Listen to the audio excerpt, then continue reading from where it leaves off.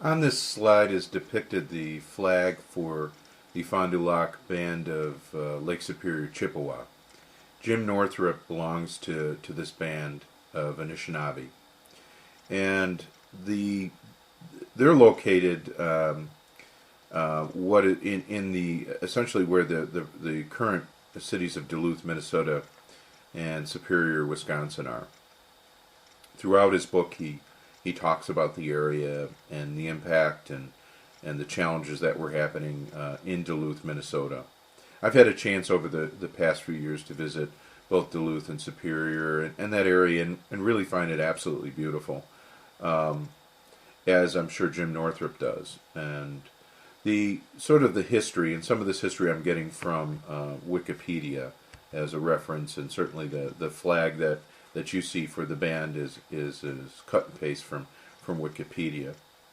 But this area is known for, was on the crossroads of the St. Louis and Nemaji rivers, and used to be a major trade route for fur traders, the European traders at that time, and so essentially it was right on the crossroads of some of the more important areas of that time.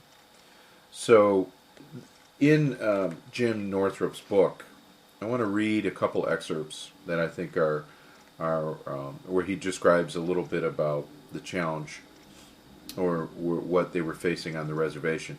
But also, I've labeled this area, or what I'm going to talk about, as Lake Beer Can, and so I'll talk a little bit about that. So he writes on page 15. He quotes Will Rogers. He says, "Land." Will Rogers, a real one quarter Cherokee, said something like, "Invest in land. They're not making it anymore." On the res, out of the original 100,000 acres, we own or control 22,000 acres. That means we have lost almost 4/5 of our land base since the Treaty of 1854 was signed. Where did it go? We suspect fraudulent land deals throughout the years since the treaty days.